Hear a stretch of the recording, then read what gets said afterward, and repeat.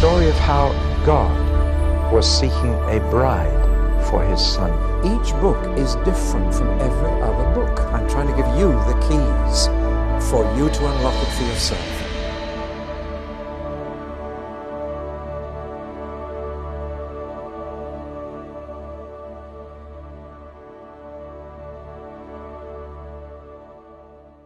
Well, let's press on with Ezekiel. We've looked at the first section, chapters 4 to 24, which are entirely about Jerusalem and the ultimate obliteration of the city, which the Jews didn't believe would happen. But Ezekiel kept saying, it will happen, and when it does, then you will know that I'm the Lord. Now we move on to this middle section, which he prophesied when he was 36, 37 years of age. So there's a gap of a few years between the first section and the second. You see, as soon as Jerusalem fell, all the neighboring countries were thrilled to bits. I don't know if you know the origin of the phrase hip, hip, hooray. Hip, H-I-P, are the three initial letters of Jerusalem is fallen. And I'm afraid it was originally an anti-Semitic celebration. Jerusalem is fallen, hip, hip, hooray. And I'm afraid that spoiled that for me. I can't say it now because that's its origin. And I'm afraid that's what all the nations around Jerusalem were saying. Hip, hip, hooray! Jerusalem is fallen. We're rid of these Jewish people. And I'm afraid they took advantage of the Babylonian invasion. The Edomites and the Ammonites, they did horrible things to the people who were left. And that explains the bitterness in some of the Psalms. Remember Psalm 137? You know, it comes out of Babylon. We hanged our harps on the willow trees. How shall we sing the songs of Zion in a strange land? They wanted to hear our music in Babylon, but how can we sing when we're away from Jerusalem? May my tongue cleave to the roof of my mouth and my right hand lose its cunning, rather than sing the songs of Zion in a strange land. Then it finishes up with this bitter cry, happy shall he be who dashes your little ones against the stones. And I'm afraid they were taking babies by the ankles and smashing their brains out against the walls of Jerusalem. It's a cry from the heart. Will somebody treat you the way you treated us? And the middle section of Ezekiel's prophecy is all about God paying back these surrounding nations for the exploitation of the fall of Jerusalem. And some of the predictions are incredible in their detail. Let's just take one. It's in these chapters that Ezekiel predicts the downfall of Tyre. Now, Tyre was a fishing port on the eastern coast of the Mediterranean, and half a mile offshore there was an island. But the town of Tyre was on the mainland, and it was a fisherman's town. And Ezekiel predicts that one day Tyre will be razed to the ground, and all of this city will be thrown in the sea. And that the place where Tyre stood will be a place for fishermen to dry their nets. That's an extraordinary thing, because no city in the entire history of the world has ever been thrown into the sea. Ever, either before or since. But Tyre was. When Alexander the Great came marching down towards Egypt with his great army, the people of Tyre simply got into their fishing boats and went out to the island half a mile offshore, knowing that Alexander had an army but not a navy. But they didn't realize that Alexander wasn't called the Great for nothing. And when he saw the people on the island thinking they were safe, he just said, throw the town into the sea and build a causeway out to the island. And they took every brick, every stone, every piece of timber and threw it in the sea and made a causeway out to the island, and he went out and dealt with them. And if you look at the map now, Tyre is out on the island, and in fact the sand is silted up against Alexander's causeway so that the coastline is no longer straight with an island offshore. It now goes like that. And Tyre is out here.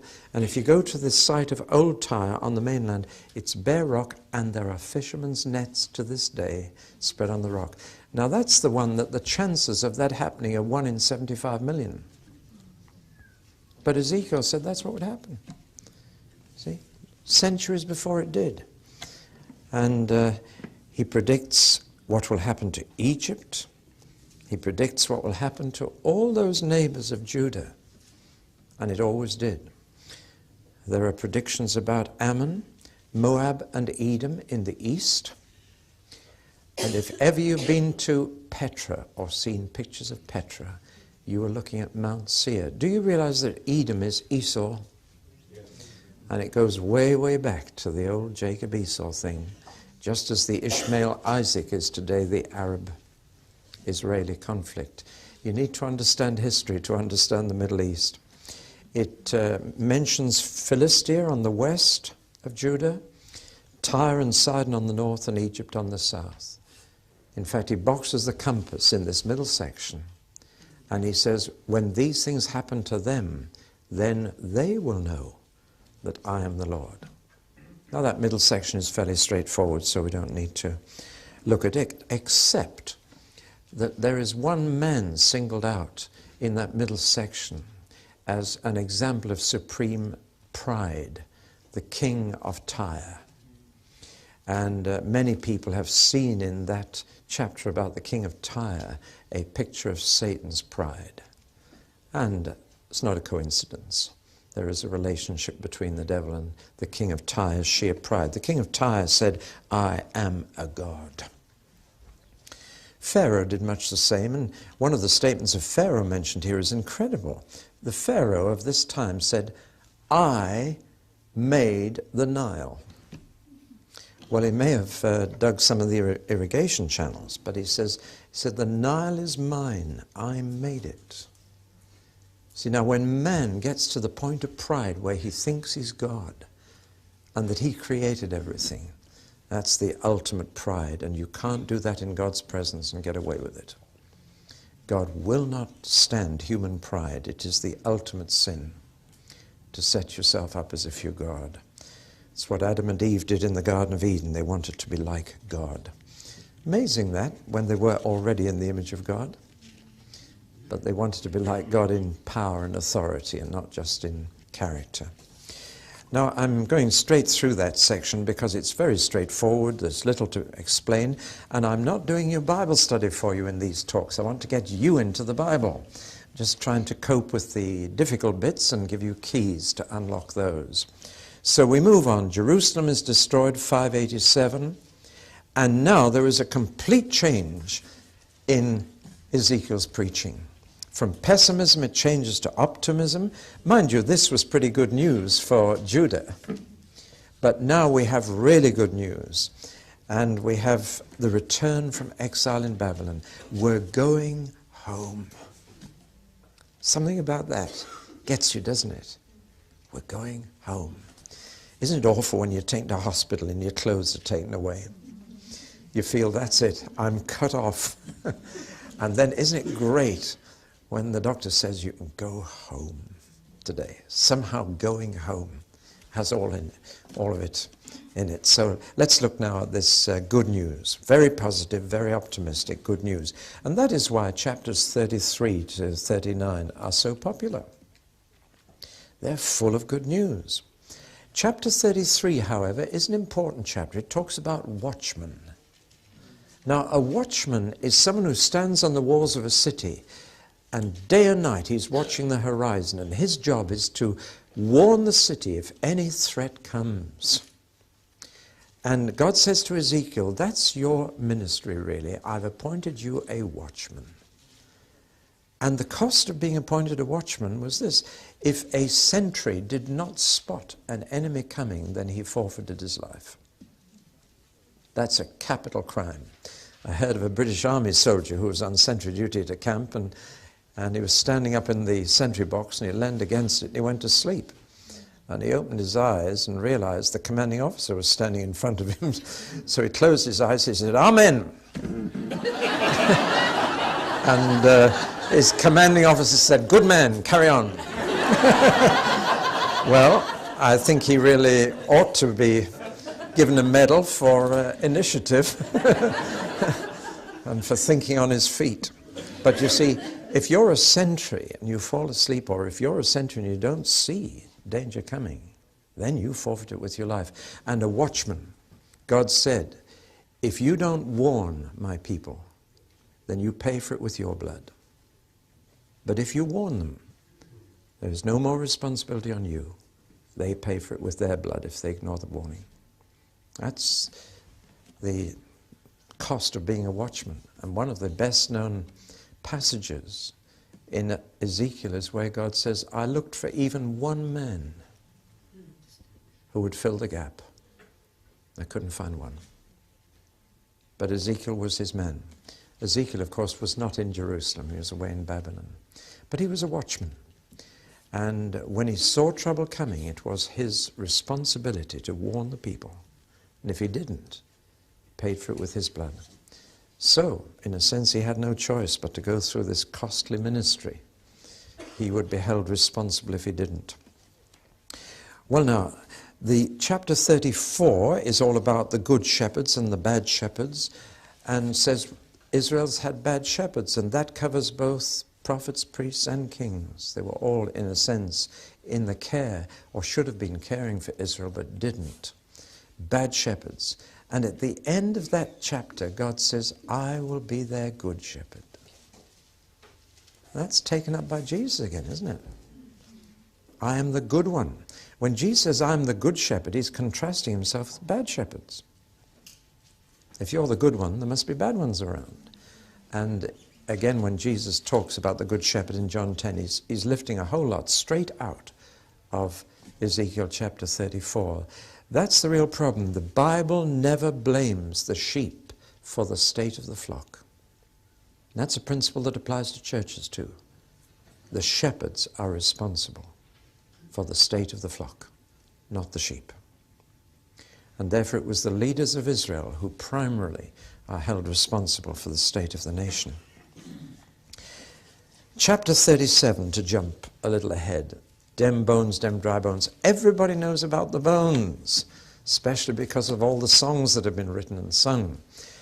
But very few go on to the 2 sticks. And yet those are just as important. Ezekiel was told, get hold of 2 sticks and then hold them in one hand side by side, which he did. But first of all, God said, write Ephraim on one, which had become the popular name for the northern 10 tribes, and write Judah on the other, the name for the 2 tribes in the south. Hold them together in your hand, and you will find that they become one stick. Some people think it was a vision. I think it was a straight miracle, rather like Moses' rod. But he held them together, became one stick, and God said, I'm going to make one people again, and I will be their shepherd. That's why Jesus talks about other sheep I have which are not of this flock. I'm going to bring them all together, and there'll be one flock and one shepherd and one fold. It's all out of that chapter 37. Go on to the sticks, remember that. And a few years ago, I had a little vision. I saw 2 sticks, but they weren't held side by side. There were 2 sticks held end to end with 2 hands, and on one was written charismatic, and on the other was written evangelical. I saw them become one in God's hand. That's how my book, Fourth Wave, was born. That's some years ago. And it's taken some years for the book to come to fruition, but it'll be out at the end of this month. There's a little commercial. The 2 sticks become one in God's hand. In chapter 38, we have a strange prophecy of the future that has never yet been fulfilled. And so here we're on the borderline between present and future. It's about Gog and Magog. And don't ask me what it's all about, because I'm not going to tell you. When it happens, I'll tell you what it means. But those 2 names are picked up again right at the end of the book of Revelation. And it's obvious that it hasn't been fulfilled yet, that some great conflict is coming out of the north. We don't know where or who. It's one of those things we'll have to wait and see. But Ezekiel, again, was looking through the telescope into the distant future. And he never saw this fulfilled, and we've never seen it fulfilled. One day it will be, because there is going to be final conflict before history winds up. Throughout all these chapters, the most interesting refrain that comes again and again and again, altogether 77 times, are two little words. I wonder if you could guess what they are. They've been called the longest sentence in the English language. And many of you have said it. I will. I will. That's the longest sentence in the English language. It's a life sentence. See? Ah, you're with me now. It's part of the marriage service. And you don't say, I feel like it. You say, I will. It is a covenant phrase. And this phrase, I will, comes 77 times in just these chapters. I will bring you home. I will be your God. I will give you good shepherds. I will, I will, I will, I will. Here is God the husband talking to his wayward wife and saying, we're still married and I still keep my side of the covenant. I will, I will, I will. Hope you mark your Bibles. If you do, whenever you see I will, just mark it there. And there's this tremendous sense of God's total commitment to his people after all they've done. And even after he's wiped them out. You see, way back at the beginning at Sinai, when God made his covenant with Israel, he said a very interesting thing. He said, you're going to break this covenant, but I never will. So he says in Deuteronomy, there will be times when I have to throw you out of the land I've promised you, but I will always bring you back.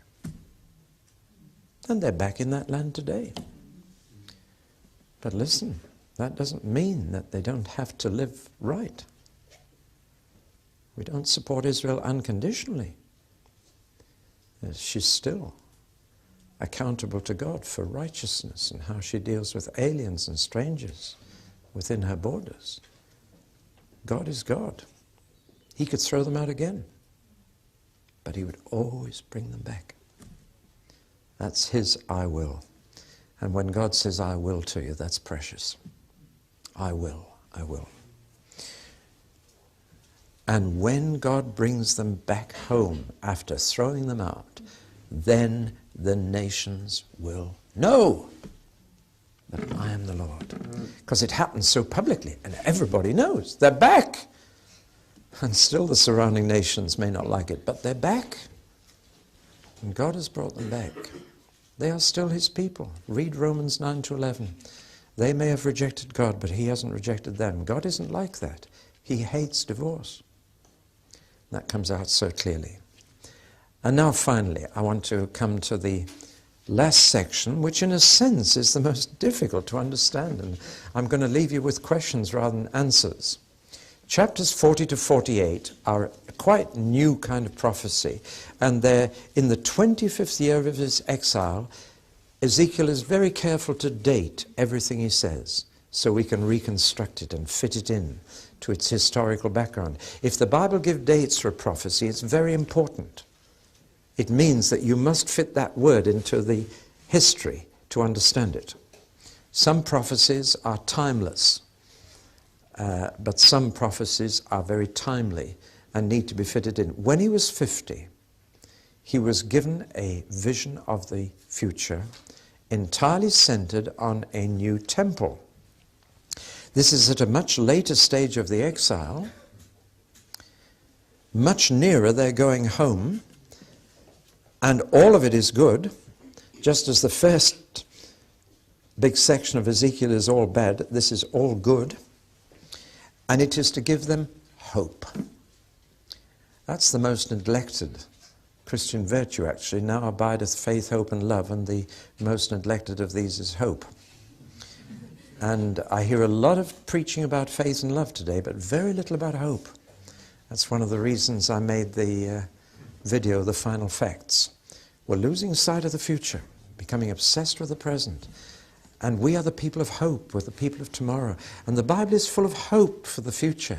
And Ezekiel was not allowed to finish preaching to the exiles without filling them with hope.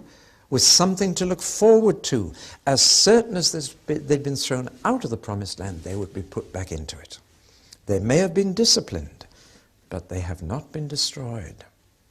God will never allow his people Israel to disappear. Heaven and earth may pass away, but Jesus said this race will not pass away.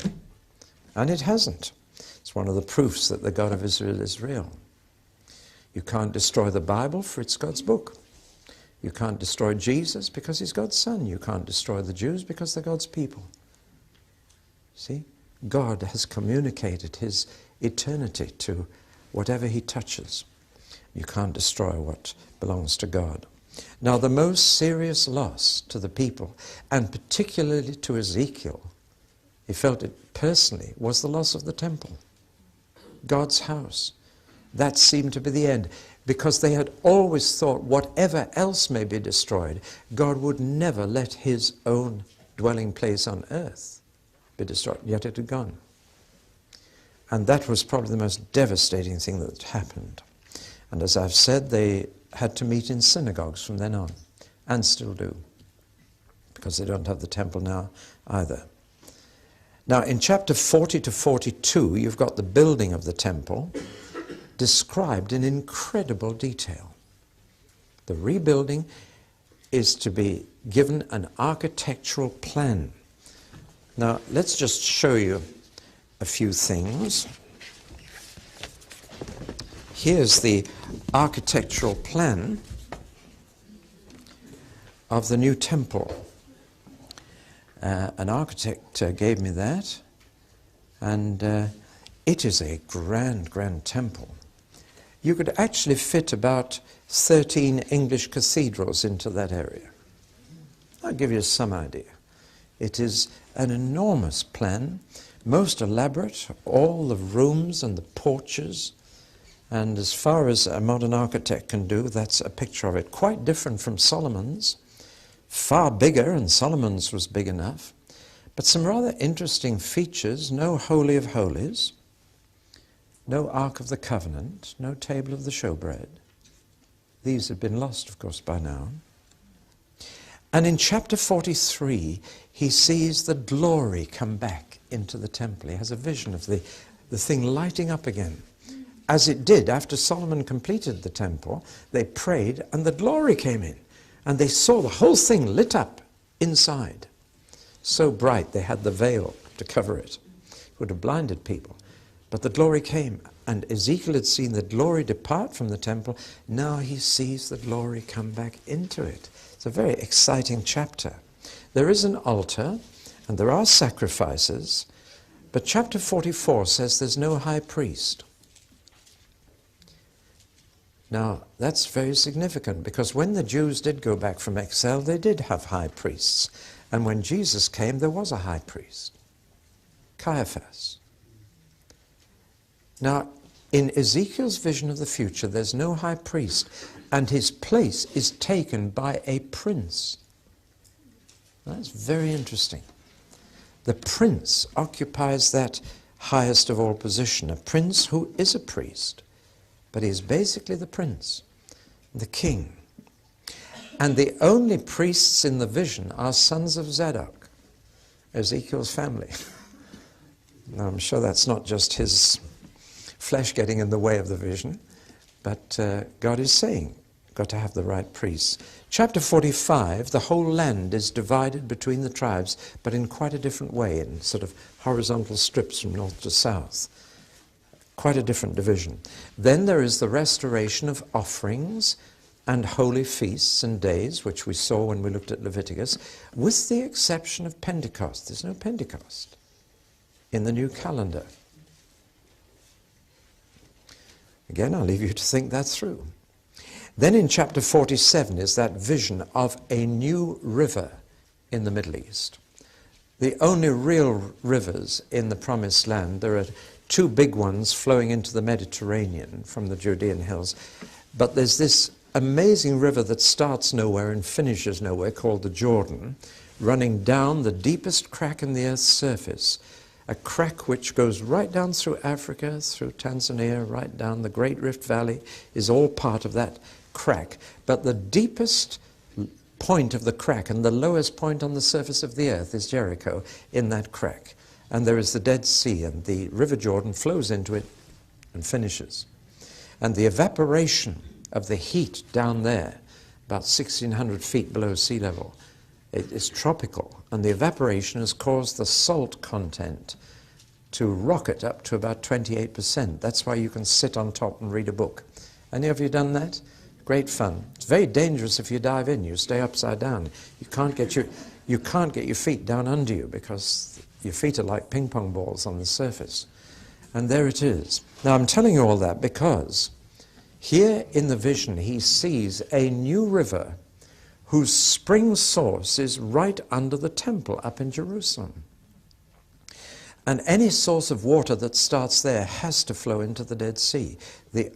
Jerusalem is surrounded by hills, but there is one opening in those hills to the southwest of the city, and it heads straight down to the Dead Sea. It's the Kidron Valley, mostly dry today. But rain finds its way down that valley to the Dead Sea, but he sees a river going down that valley, and more tributaries joining the river so that it gets deeper and deeper. And a man wading down the river will find himself soon out of his depths and having to swim. He sees a whole new river, and he sees the river entering the Dead Sea in the region of En-Gedi, just halfway down the western bank. It's the place where David hid in the caves from Saul, if ever you go there. And there's a wonderful waterfall and caves around it. And as soon as you see the place, you can see the visual images that are enshrined in the Psalms. And he sees this fresh river freshening the Dead Sea. And he sees the fishermen of Galilee coming down to the Dead Sea to fish. And there are fishermen at En-Gedi. And the whole thing becomes alive again. It's no longer the Dead Sea. It's a fresh, live sea where fishermen come, where people can live. The whole vision is a dream, if you like. It's a dream to fill the people with hope. It's going to be different. Going to be different. And then finally we have in the last chapter the gates of the city re-erected and the land at peace and prosperity, everything wonderful. Now then, the question you're all dying to ask, or maybe you're not. One thing is absolutely certain, this temple has never been built. When they came back, the temple they managed to build was a poor little thing. In fact, one prophet had to go to them and say, don't despise the day of small things. It was just a poor little temple that they managed to build when they came back from their exile. And that has never been built. So the question remains, well, when will it be fulfilled? Furthermore, they never got a prince back. When they came back, sorry, I told you Zerubbabel was the high priest. It wasn't, it was Joshua, wasn't it? A man called Joshua. Zerubbabel was the governor, and the high priest was Joshua when they came back. But they never got a prince again. They tried at one stage under the Maccabees to be independent and set up a sort of semi-royal line, but it didn't last. By the time Jesus came, there was no king, except for King Herod, an Edomite, a descendant of Esau. And in order to try and butter up the Jews and get on their good side, Herod rebuilt this little temple. He said, I'll build you a bigger one than that. And Herod could build pretty big buildings. You go to Masada and see his palace. But to try and please the Jews, he said, you don't want a little temple like that. I will build you one grander than Solomon. And he did. Now, we have no photographs of it, but there is a model of it outside Jerusalem. If you go to Jerusalem, go to the Holy Land model, as it's called. It's in the grounds of the Holy Land Hotel, not far from the Knesset.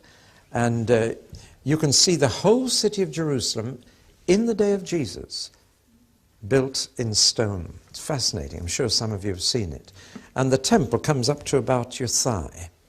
There's the temple. You can just see the Solomon's porch, and you can see the temple itself with the Holy of Holies and the holy place right in there. That's a rather poor photograph of the temple in the model, looking from the Mount of Olives down into the main temple. The two pillars, then leading through with the veil inside, and so on. And it's worth seeing that. But that again was not built on the plans of Ezekiel's vision.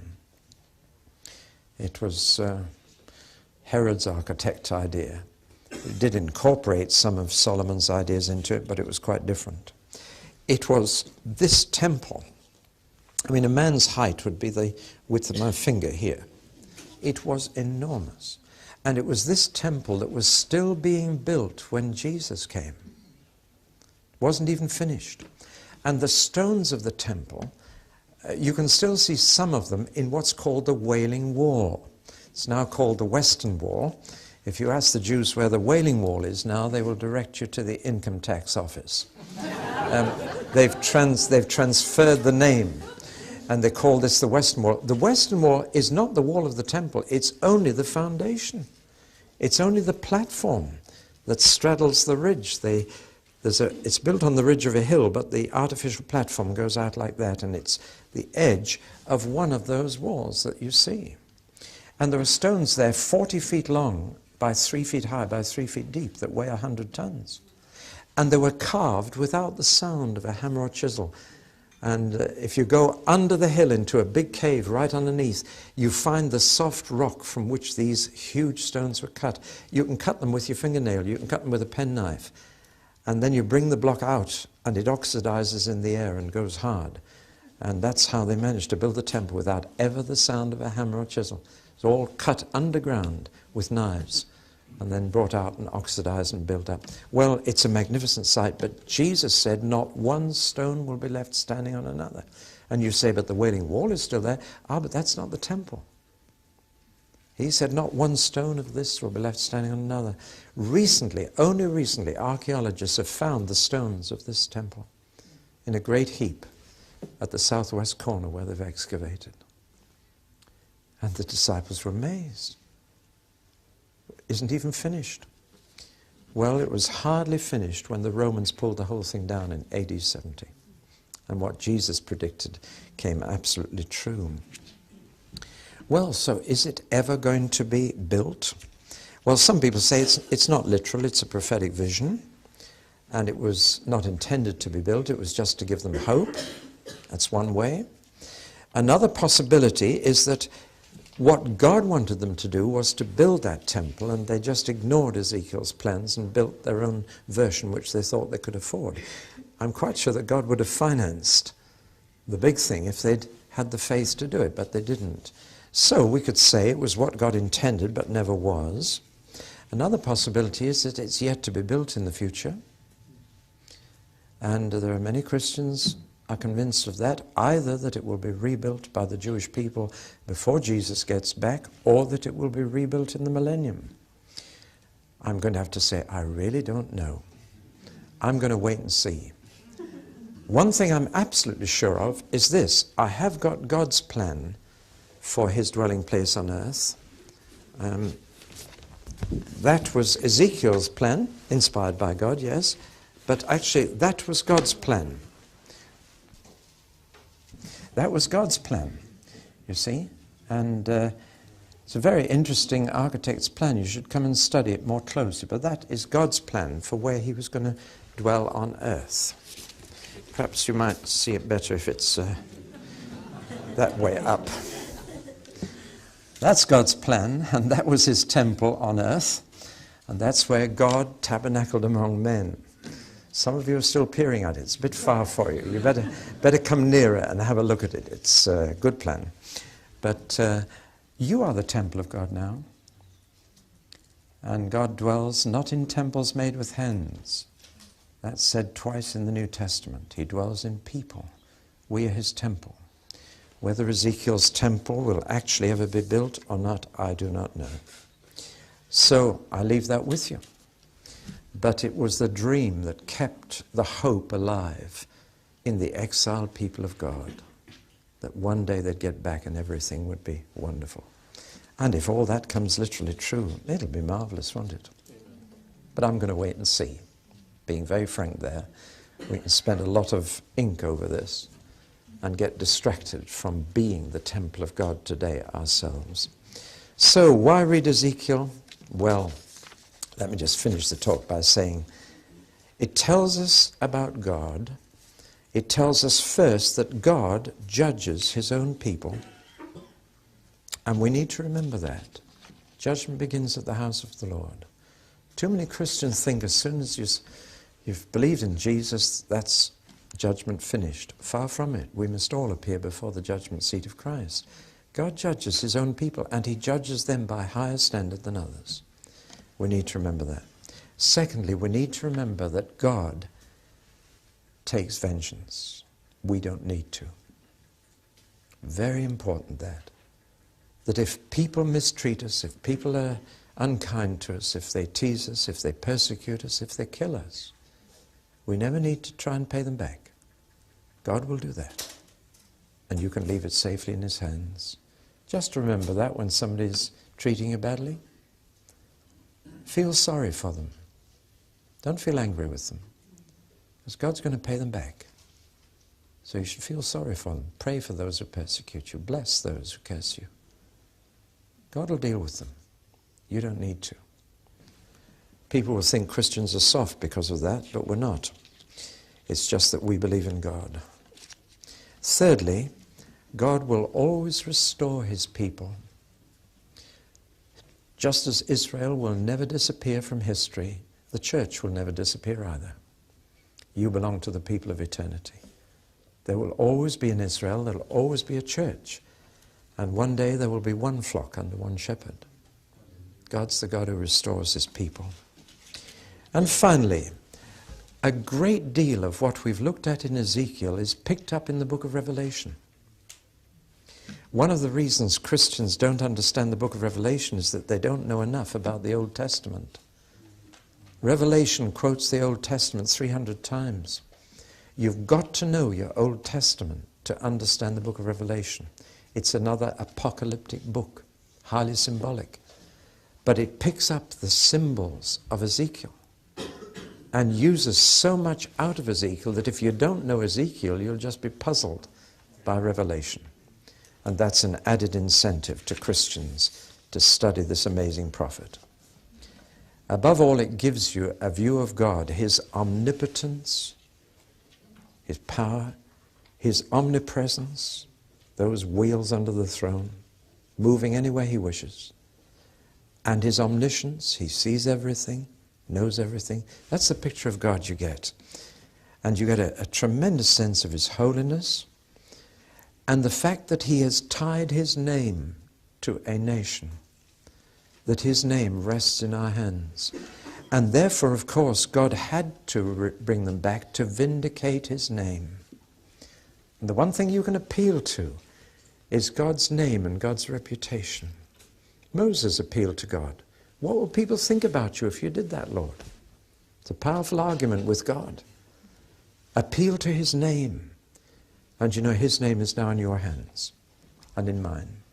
And we either give God a good name or a bad name. But God will always vindicate himself. In the long term, God's reputation is at stake in his people. That's why he will restore them, because he has to vindicate his name. He mustn't ever let the earth and the nations think that he's finished as God, because his people are finished. That's why they never are finished. And he always restores them. Many may perish meanwhile, but the people will continue, because they're the people of God.